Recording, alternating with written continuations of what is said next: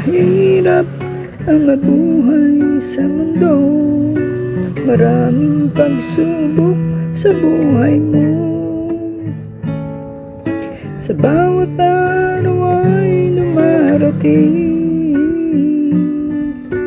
ang iyong mga suliranin. Nasasabi mo tuloy na tama na, pagkat suliranin hindi mo na kaya.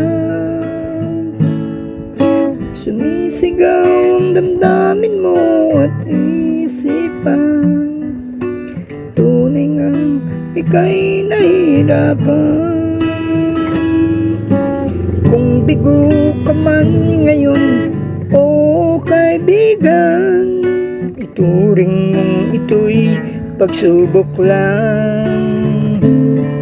Kahit puso'y nasugatan at ngayon'y nagdaramdam, Diyos ay naroon, dapat mong malaman.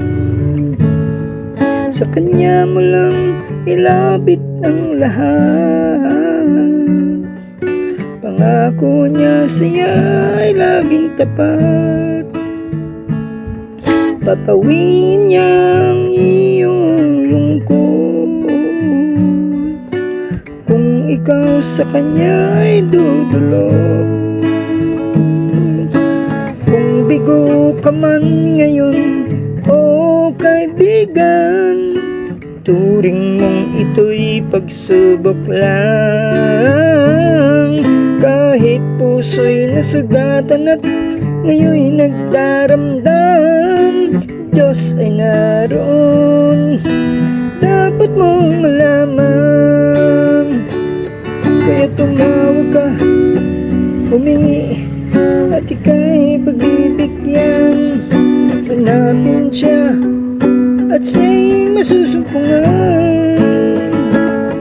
Pumatok ka sa pinto at ika'y pagbubuksan.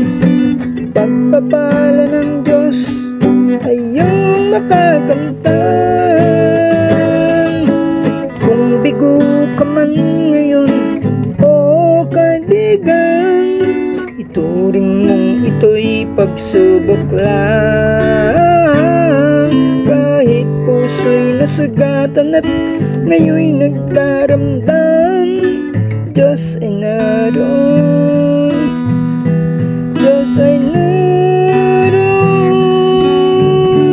Diyos ay naroon, dapat mong malaman.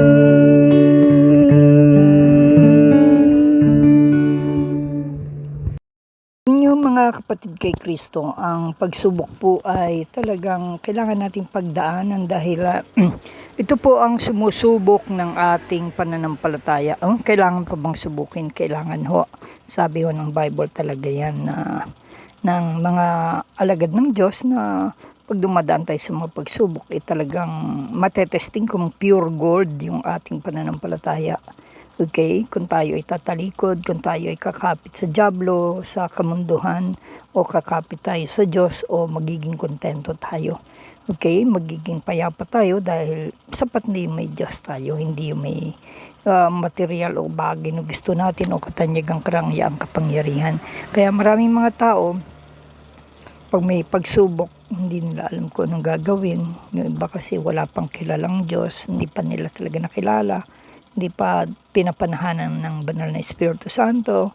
Kaya yung kanilang pagniniwala, pagsampalataya ay wala silang makitang kasagutan kung hindi. Yun nga, may mga ginagamit din naman ng Diyos kahit paano na magpapayo sa kanila na tuluyan ng magsuko. Huwag na yung patumpik-tumpik na suko ng buhay, kundi sumunod na talaga.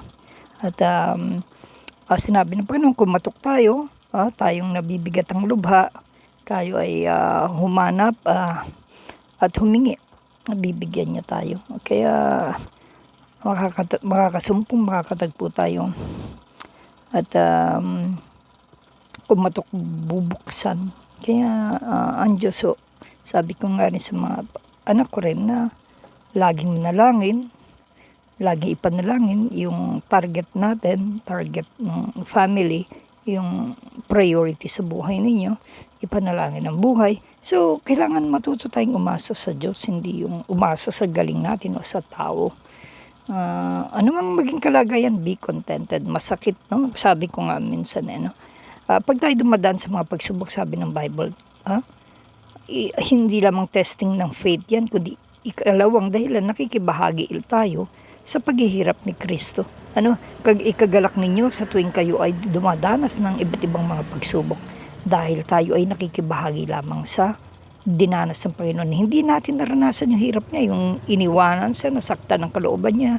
Ama ko, bakit mo ko iniwanan? No? Hindi natin naranasan yun, yung hagupitin siya, iwanan, magutom, walang tirahan, naaawa rin sa sarili siya. No? Pero dahil ganap na tao siya, nagkatawang tao siya, nasaan yung tao siya, naranasan niya lahat. At sinabi niya na ganap na niya at talagang naranasan niya lahat, tsaka nagtagumpay siya. At kaya tayo sa kanya umasa na. The more hindi tayo umaasa, the more hindi natin makita yung kapangyarihan niyang kumikilos. The more tayo nagtatampo, the more hindi natin makita. Kaya nga, dumaan man tayo sa mga pagsubok gaya ni Job. Sabi niya, bakit kaginhawa lang ba tatanggapin natin? Nung namatay yung anak at mga tauhan ni Job, nalugi ang pamilya.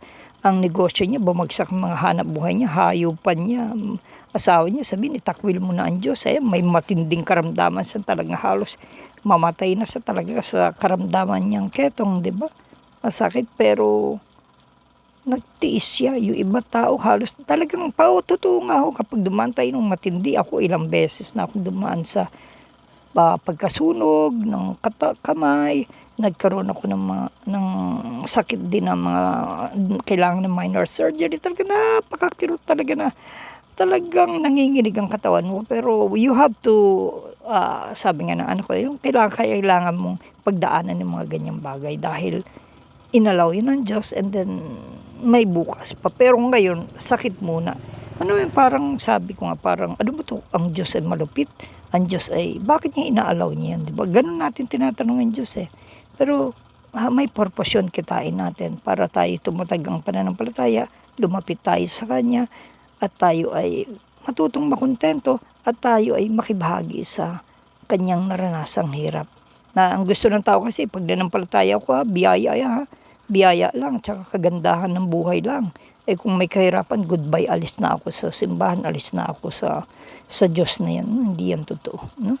Kung totoo ang Diyos, talagang may naninirahan sa sayo. Pero kahit ang mga anak ng Diyos na kinakaugnay niya, nakukulong pa, napaparusahan, napatay pa, binalta ng buhay, biniti ng patiwarik, sinaksak pa yung mga alagad niya.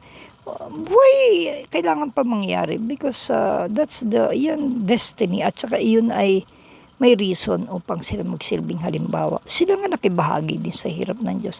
Tayo pa ang gusto natin sarap. Sa ibang bansa, pinapatay sa Nigeria. Sa ano ba? Saan ba yun? Sa India ba yun? Diba? Yung mga Christianity ay medyo nililipol. Diba? Pinapatay, binabaril doon sa Nigeria. Tayo, diba? Sa Syria ba yun? Saudi ba? Tayo, mapalad tayo. Kung tayo ay dumanas ng paghihirap ng katawan, we still have to thank the Lord. And after ng 1 year, hindi mo na mararanasan yan. Or after ng ilan. Pero merong ibang tao talagang dumaan ng napakatagal. No? Magpasalamat tayong hindi nakaranas ng ganun. Pero sila, at may reason for that. Believe din tayo sa tagal ng buhay nila, sa hirap na dinanas nila. No? Yun ay paalaala sa atin. At saka hanggat maaari, baka kukunin na tayo ng Diyos, dalhin na sa impyerno o sa langit. Pero kailangan talagang totoo tayong makapagsuko ng maaga, makapaglingkod ng maaga. Hindi yung wala na tayong magagawa, hindi na tayo makakapag-akay, hindi na tayo makakapagtuwid, hindi na tayo makakapagpatotoo. Kailangan ang papasok sa langit yung well done, my good and faithful servant. Tapat sa takbuhin pinatatakbo ng Diyos, tapat sa laban na pinalalabanan ng Diyos, tapat hanggang wakas. Hindi, kaya may mga pagsubok sa mundo upang masukat ang ating pananampalataya, ang tunay nating pagmamahal sa Diyos. Okay?